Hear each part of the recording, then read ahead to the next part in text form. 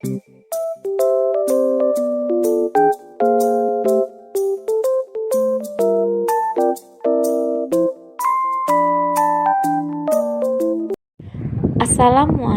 warahmatullahi wabarakatuh. Hai, berjumpa lagi dengan saya Fitri Purnamasari dengan NPM 5021074.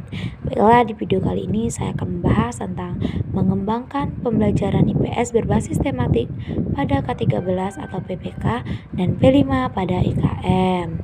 Baiklah, silakan simak video kali ini. Pembelajaran tematik. Pembelajaran tematik merupakan implementasi dari pembelajaran berbasis kompetensi. Hasil yang diharapkan yakni agar proses belajar siswa lebih nyata dan bermakna. Siswa lebih mandiri, berdaya, dan mampu memecahkan masalah hidup yang dihadapi. Namun, kendala masih sering terjadi di dalam pembelajaran tematik. Salah satunya adalah kesulitan siswa dalam memahami materi. Siswa kebingungan membedakan mata pelajaran dengan menggabungkan beberapa mata pelajaran. Kesulitan siswa dalam menyelesaikan masalah materi pelajaran adalah ketidakmampuan siswa dalam memecahkan masalah di buku yang ditandai dengan adanya kesalahan. Hayinah menyatakan bahwa kesulitan belajar siswa adalah suatu kondisi dalam proses belajar mengajar yang ditandai dengan adanya hambatan-hambatan tertentu dalam mencapai tujuan belajar atau hasil belajar. Pembelajaran tematik lebih menekankan pada keterlibatan siswa dalam proses belajar secara aktif, sehingga siswa dapat memperoleh pengalaman langsung dan terlatih untuk dapat menemukan sendiri berbagai pengetahuan yang dipelajari.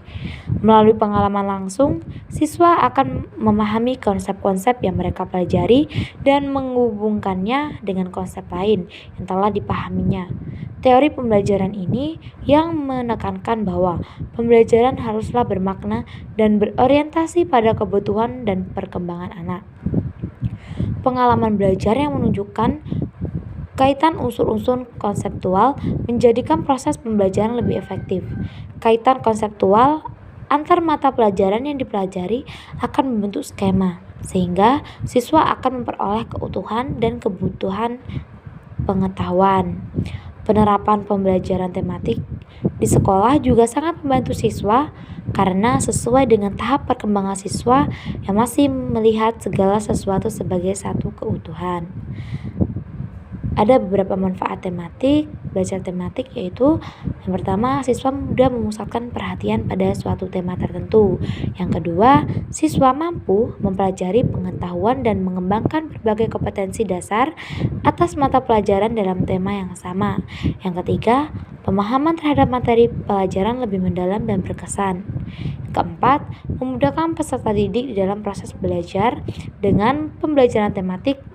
Cara belajar peserta didik akan lebih diruncingkan karena pembelajaran tematik menggabungkan beberapa mata pelajaran menjadi kesatuan tema. Selanjutnya, pembelajaran tematik dalam kurikulum 2013. Dalam kurikulum 2013, pembelajaran tematik merupakan suatu pendekatan dalam pembelajaran yang secara sengaja mengaitkan atau memadukan beberapa kompetensi dasar atau KD dan indikator dari kurikulum atau standar isi atau SI dari beberapa mapel menjadi satu kesatuan untuk dikemas dalam satu tema.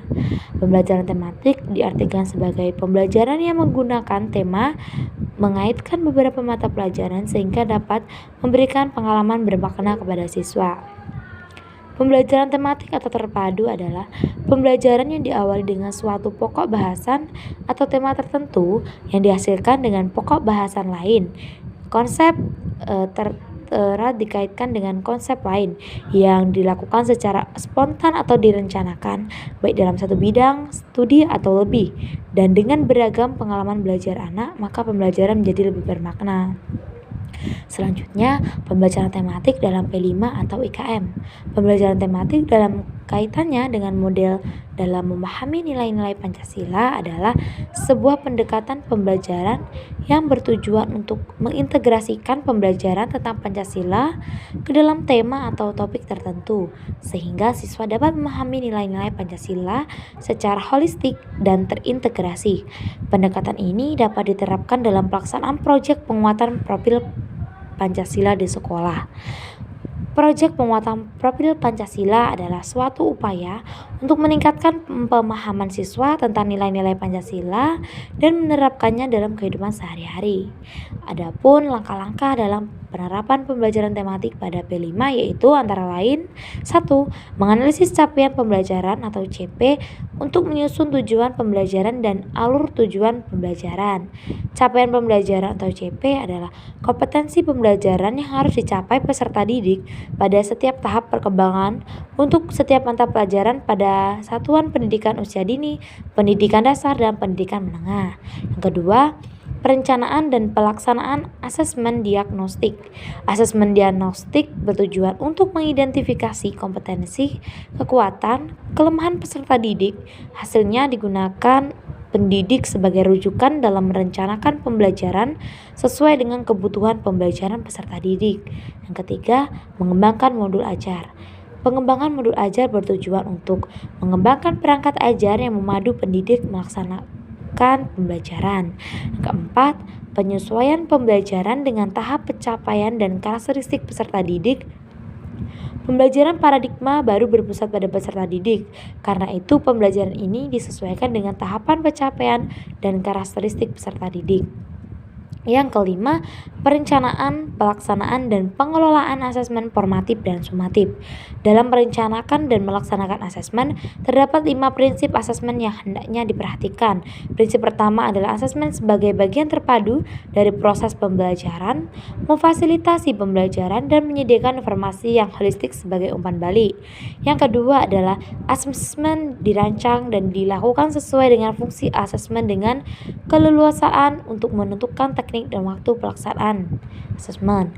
Ketiga, asesmen dirancang secara adil, proporsional, valid, dan dapat dipercaya atau reliable. Keempat, laporan kemajuan belajar dan pencapaian peserta didik bersifat sederhana dan informatif. Terakhir, hasil asesmen digunakan oleh peserta didik, pendidik, tenaga kependidikan, dan orang tua. Yang keenam, pelaporan kemajuan belajar. Bentuk pelaporan hasil belajar yang efektif adalah pelaporan yang melibatkan orang tua peserta didik, dan pendidik sebagai partner, merefleksikan nilai-nilai yang dianut oleh sekolah, menyeluruh, jujur, adil, dan dapat dipertanggungjawabkan, jelas, dan mudah dipahami oleh semua pihak. Yang ketujuh, evaluasi pembelajaran dan asesmen. Pembelajaran dan asesmen yang sudah dilaksanakan selanjutnya dievaluasi. Pendidik melakukan refleksi pembelajaran dan asesmen pada masing-masing modul ajar. Setelah itu, pendidik mengidentifikasi apa saja yang sudah berhasil dan apa saja yang belum diperbaiki. Dengan mengidentifikasi hal tersebut, maka modul ajar dapat disempurnakan kembali. Terakhir, yaitu penerapan pembelajaran tematik dalam kurikulum Merdeka, bertujuan untuk menciptakan pengalaman belajar yang lebih bermakna, relevan, dan berpusat pada perkembangan siswa secara holistik. Dengan pendekatan ini, siswa diharapkan dapat mengembangkan pemahaman yang lebih dalam tentang berbagai konsep dan nilai-nilai, serta mampu mengaplikasikannya dalam berbagai konteks kehidupan nyata. Pembelajaran tematik yang terintegrasi dengan nilai-nilai Pancasila dalam kurikulum Merdeka dapat membantu siswa mengembangkan pemahaman yang lebih dalam tentang Pancasila dan menerapkan nilai-nilai tersebut dalam kehidupan sehari-hari. Selain itu, pendekatan ini juga dapat memotivasi siswa untuk menjadi warga negara yang bertanggung jawab dan berperan aktif dalam membangun masyarakat yang adil dan bermartabat. Baiklah, itulah tadi video yang dapat saya sampaikan. Saya Ari. Wassalamualaikum warahmatullahi wabarakatuh.